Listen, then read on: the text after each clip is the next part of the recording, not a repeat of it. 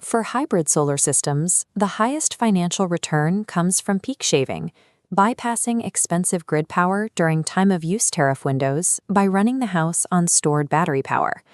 But most initial system designs fail here.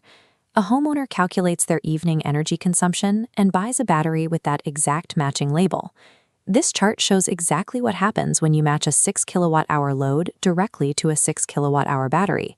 The system degrades rapidly, offers zero blackout protection, and routinely shuts down mid-cycle before the utility peak window actually ends. That direct matching approach ignores three physical constraints.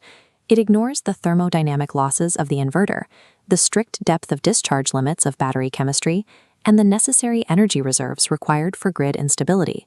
There is a gap between planning and execution. We calculate requirements in kilowatt hours, but the system experiences that demand as continuous, high-amperage direct current. Relying on the marketing labels printed on the side of a battery guarantees an undersized bank. Reliable peak shaving requires calculating a complete thermodynamic and electrical model of the system. The calculation begins by establishing the raw energy demand. That means multiplying the power consumed by the time it runs. If a home draws an average load of 1,200 watts continuously throughout a 5-hour utility peak window, this diagram shows that 1,200-watt load sustained over 5 hours. It fuses into a strict baseline requirement of 6,000 watt-hours, or 6 kilowatt-hours of raw energy. The critical error is assuming the battery only needs that exact 6 kilowatt-hours. Inverters aren't perfectly efficient. During DC to AC conversion, energy dissipates as heat. To maintain a 6 kilowatt-hour output, the required DC energy expands to 6.52 kilowatt-hours. The required battery energy actually equals the load energy divided by the inverter's efficiency rating.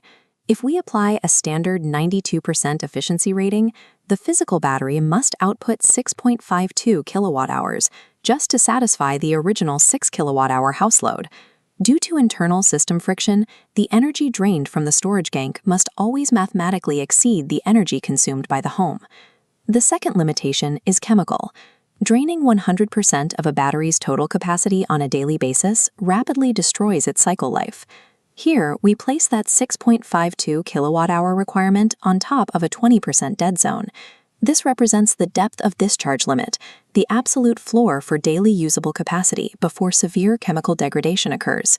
The total nominal container now expands to 8.15 TIV-watt-hours. To find this, you divide your required usable capacity by your planned depth of discharge percentage, in this case 80%. Stopping the calculation at this point creates a brittle system. Sizing a battery bank to hit its absolute chemical floor every single evening leaves zero margin for error. If a cloudy day limits solar recharge or the utility grid drops offline, a maxed-out battery fails. Engineering standards require 10 to 25% reserve capacity. Adding a 15% reserve variance pushes our total nominal requirement far past the original estimate. Safely delivering 6 kilowatt-hours of peak shaving output realistically requires a nominal battery capacity closer to 10 kilowatt-hours to protect the cells and guarantee uptime. Having massive energy storage is irrelevant if the battery bank cannot physically push the instantaneous power those loads require. We must transition the math from energy capacity to electrical current delivery. The formula here is current equals power divided by voltage. This model shows a 5,000-watt inverter load pulling from a 48-volt battery bank. Even at 48 volts, this demand generates over 104 continuous amps of direct current. Undersized DC conductors, busbars, and terminals attempting to pass this amperage will rapidly overheat, creating severe fire risks. High-current DC arcs do not self-extinguish the way AC arcs do. This makes properly rated Class T or ANL fuses a mandatory safety requirement, not an optional upgrade. The system must also absorb hidden load spikes, like the sudden inrush current from a refrigerator compressor or an air conditioner startup. Even if the average hourly load is low, these microsurges can easily exceed the overcurrent limits of the battery management system, triggering an immediate shutdown. This graph tracks voltage stability under high current stress.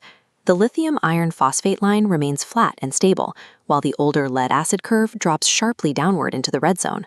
Under heavy continuous loads, lead-acid batteries suffer from extreme voltage sag.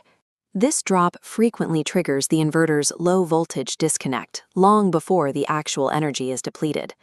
That severe voltage sag makes lead-acid chemically unstable and economically inefficient for daily, aggressive peak shaving operations.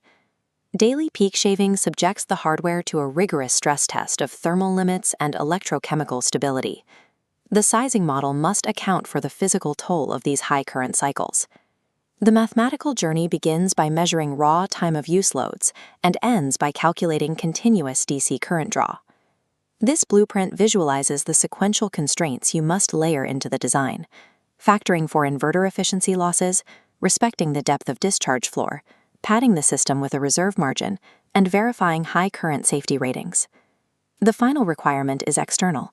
The solar array production must be large enough to completely refill this expanded battery capacity before the next utility peak window begins. A battery bank that cannot fully recharge because of an undersized array or a short off-peak window breaks the entire financial strategy of peak shaving. This rigorous, derived engineering model replaces the standard industry practice of relying on marketing labels and component matching guesswork. Safe peak shaving requires a design where the solar production, inverter throughput, and battery chemistry function as a single codependent loop. This level of engineering ensures the system remains stable over years of daily cycle.